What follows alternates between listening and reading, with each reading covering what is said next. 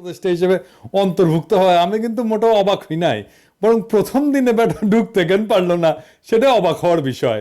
কারণ এই ইন্ডিয়ান ঘটিগুলা গিরগিটির চাইতে অস্বাভাবিক দ্রুততায় রং বদলাইতে পারে। ঘটি মানে বুঝেছেন তো, 47-এ পার্টিশনের পর ইন্ডিয়া থাকবার পারে নাই, ঘটি বাটি নিয়ে সে পূর্ব পাকিস্তানে আসেছিল, এখনো সে পুরানা প্রেম চাগায় টাগায় ওঠে আর কি। ভাবতেছেন আমি সবার পিছে লাগি? সুজন টিআইবির গুরুজন পত্রিকার পাতায় সকাল সন্ধ্যা নসিহত করে, ফক ফকা মাল, আপাত মস্তক সফেদ। এটা আবার কি করলো? বাইরে সমস্যা তো এইখানেই, হাসিনা যে খানদানি জাউরা এটা তো জানেন, এক জেনারেশনের না 2 জেনারেশনের জাউরা খানদানি। এই জন্য ওই মাতারি সবসময় তার জাউরামু লুকায় না, সামনাসামনি কয়ে দেয়, ছাত্রদের রাজাকার কইয়া ফেলায়। এর বাপ দেশ স্বাধীন করেছিল, এটা তার দেশ, এতে তার বাপ স্বাধীন করে দিছিল, বেশি কথা কইলে সবকিছু বন্ধ কইরা বসে থাকবে। হ্যাঁ, ঠিক তেমনি আপনারা এখন এটাও জানেন যে ভাট হারুনের টুনটুনি সাইজ কত, কারণ হাউন আঙ্কেল এটা আমাদের দেখাই দিছে। সমস্যা হইলো এইসব ঘাপটি মারা আলী ইমাম মজুমদারদের নিয়া, এর থেকে ওই হারপিক মজুমদার ভালো, কথা অন্তত সামনাসামনি কয়। আর এই আলী ইমাম মজুমদারের হইলো আস্তা শয়তান। এদের ওই টুনটুনির সাইজ কত সেটা আর সহজে বুঝতে পারবেন না, সেদিক দিয়ে এরা জবরসে আনা। আমার তোমার অভ্যাস খারাপ, আমার এক্সরে চোখ দিয়ে শুধু টুনটুনি সাইজ না, টুনটুনির লড়াচড়া সব দেখতে পারি।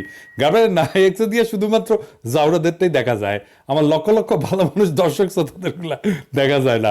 আজ হঠাৎ এই সফেদ আলী ইমাম মজুমদারের টুনটুনি আমার এক্সরে ধরা পড়িছে, দেখলাম ওইটা লড়তেছে খুব, তো কতখানি টুনটুনি সেটা আনা দেখাই আপনাদেরকে, কয়া দিই।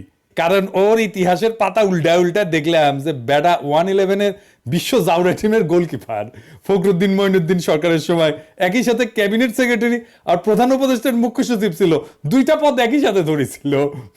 দেখেছেন কত কামেল মানুষ, আমলাদের সবচেয়ে বড় 2টা গুরুত্বপূর্ণ পদ একজন দখল করে ফেলছিল।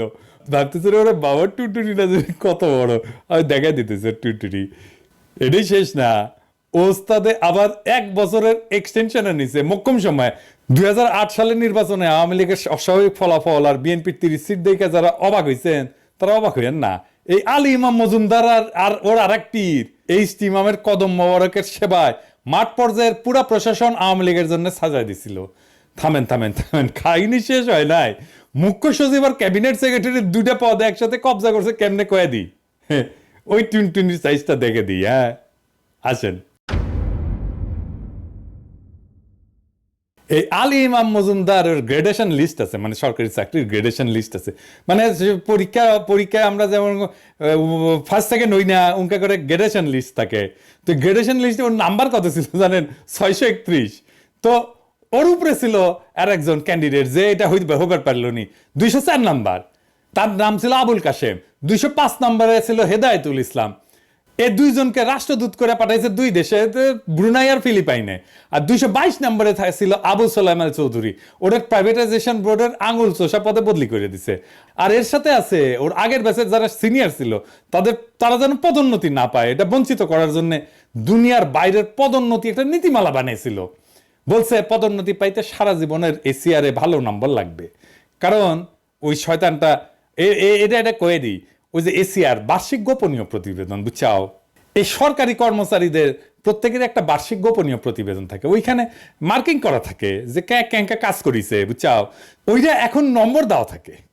আর আগে এটা নম্বর দেওয়া থাকতো না, ABCD করা থাকতো, এখন এটা নম্বর দেওয়া ছিল। তো ওই কইছে যে সারা জীবনে প্রমোশন পাইতে হইলে সারা জীবনে এসিআর এর নম্বর লাগবে। ও কিন্তু জানতো যে এর সাথে নম্বর দেওয়া ছিল না, ABCD ছিল। এইভাবে তার সিনিয়র শত শত যোগ্য কর্মকর্তার হাতে হারিকেন ধরাইয়া বাড়ি পাঠাই দিছে। পরবর্তীতে হাইকোর্ট কিন্তু কইছিল যে এই নীতিমালা, পদোন্নতি নীতিমালা অবৈধ। আর এই পদোন্নতি নীতিমালা বানাইছিল এই হারামজাদা আলী ইমাম মজুমদার। পরে কিন্তু হাইকোর্ট কইছিল যে এই নীতিমালা অবৈধ আর অসৎ উদ্দেশ্যে করা, সেই জন্য বাতিল কইরা পদমর্যাদা ফিরাই দিতে বললেও ক্ষতি যা হওয়ার সেটা তো হয়ে গেছে।